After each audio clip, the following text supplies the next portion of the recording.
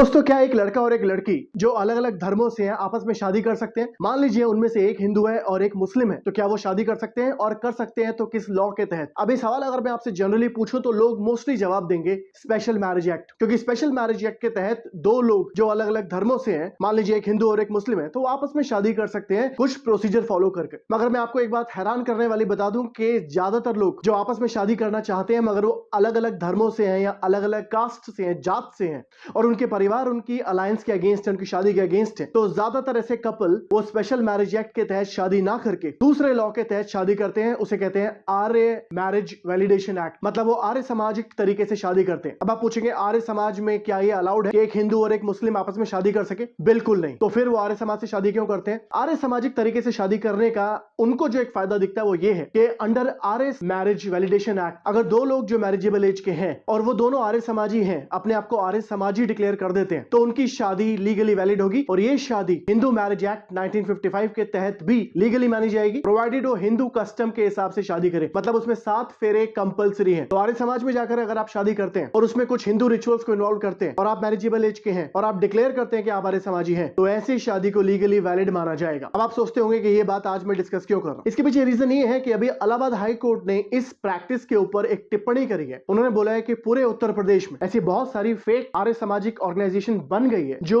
ऐसे लोगों की शादी करा रही है जो अलग अलग धर्मों से तो है ही है, वो मैरिजेबल एज के भी नहीं है। रीजन ये है कि आर्य सामाजिक तरीके से शादी करने में जो फॉर्मेलिटीज इन्वॉल्व है, लीगल फॉर्मेलिटीज इन्वॉल्व है, वो भी बहुत ही कम है। कहते हैं कि लगभग 2 से 2.5 घंटे में ये पूरा प्रोसीजर पूरा हो जाता है। आपका शुद्धिकरण किया जाएगा, जैसे वो कहते हैं शुद्धिकरण। अभी वर्ड शुद्धिकरण क्या इंपॉर्टेंट है बोलना? देखिए, यहाँ मेरी राय की बात नहीं है, ये हिस्टोरिकल फैक्ट है। आर्य समाज की स्थापना किसने करी? स्वामी दयानंद सरस्वती 1875। अब जब उन्होंने आर्य समाज की स्थापना करी तो उसके बाद एक शुद्धि मूवमेंट चलाया गया अर्ली 20th सेंचुरी में। 1920 में ये शुद्धिकरण मूवमेंट काफी तूल पकड़ गया था, जिसके तहत बहुत सारे लोग जो प्रीवियसली इस्लाम में या फिर क्रिश्चियनिटी में कन्वर्ट हो गए थे, उनको वापस हिंदू बनाने का एक प्रोसेस चालू कराया गया, जिसको नाम दिया गया शुद्धिकरण। गांधी जी खैर इस बात से कुछ ज्यादा खुश नहीं हुए थे, मगर ये बहुत ही पॉपुलर हुआ मूवमेंट अपने टाइम में। मदन मोहन मालवीय जी भी इसका एक हिस्सा रहे हैं और 1927 तक एक पर्टिकुलर कम्युनिटी है जिसको मलकान राजपूत कहते हैं, जो यूपी और बिहार में देखने को मिलते थे, जो पहले इस्लाम में कन्वर्ट हो गए थे, उनको वापस हिंदुइज्म में लाने की एक पूरी मुहिम चलाई गई और 1927 तक करीब 1,60,000 मलकान राजपूत दोबारा से हिंदू बन गए इस शुद्धिकरण मूवमेंट के तहत, जिसको आर्य समाज ने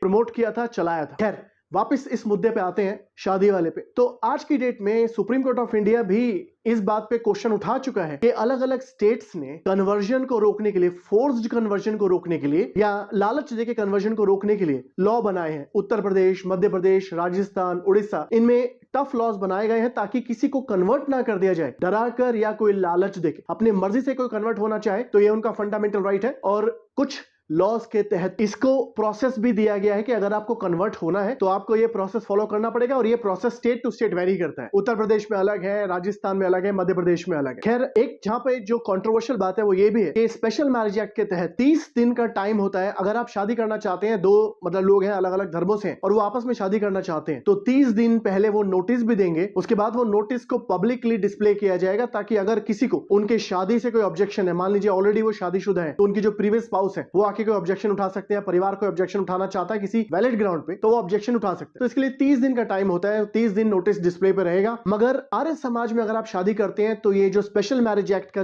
30 दिन का नोटिस का प्रोविजन है, ये वहां अप्लाई नहीं होता। ये भी एक बहुत बड़ा रीजन है कि आर्य समाज की शादियां जो इंटरकास्ट कपल है या इंटर रिलीजियस कपल है, उनमें बहुत पॉपुलर है। अब इस पर भी 2022 में सुप्रीम कोर्ट के अंदर पिटीशन लगाई गई है कि ये जो प्रोविजन है, जहां पर 30 दिन का जो स्पेशल मैरिज एक्ट में नोटिस देने का प्रोविजन है, आप इसे आर्य समाज शादियों में भी अप्लाई कीजिए। अभी तक सुप्रीम कोर्ट ने इस पे कोई जवाब नहीं दिया, बट जैसा अभी इलाहाबाद हाई कोर्ट ने रिसेंटली ऑब्जर्व किया और सुप्रीम कोर्ट भी बोल चुका है कि आर्य समाज जिस ईज से शादी करवा रहा है, कई जगह पे तो ऐसे लोगों की शादी हो गई जिनकी मैरिजेबल एज भी नहीं थी, कोई विटनेस आ गए, उनके यार दोस्त जो उनकी गवाही दे देते हैं उनके फेवर में। तो कोर्ट ने यह भी बोला है कि कम से कम आर्य समाज की यहाँ पे जिम्मेवारी बनती है कि वो लोग जो विटनेस बन के आ रहे हैं उनका क्रेडेंशियल चेक करे, ताकि दो लोगों की शादी ना हो जाए जिनकी मैरिजेबल एज अभी हुई हुई भी नहीं है। खैर ये बहुत ही कॉम्प्लिकेटेड मुद्दा है क्योंकि यहाँ पर कई चीजें इन्वॉल्व है। पैरा मैरिजेबल एज, दूसरा इंटर रिलीजियस मैरिज, तीसरा इसमें कन्वर्जन का एंगल भी इन्वॉल्व है क्योंकि जैसे मैंने बोला कि कई स्टेट ने कन्वर्जन जो कि फोर्स्ड है, लालच देके या जबरदस्ती कन्वर्जन किया गया, उसे रोकने के लिए टफ लॉज बनाए हैं। उसमें बहुत सारे स्टेप्स भी इन्वॉल्व है। मगर आर्य समाज में जब आप कहते हैं कि आप किसी को शुद्धि कर रहे हैं, मतलब आपने अपने आप को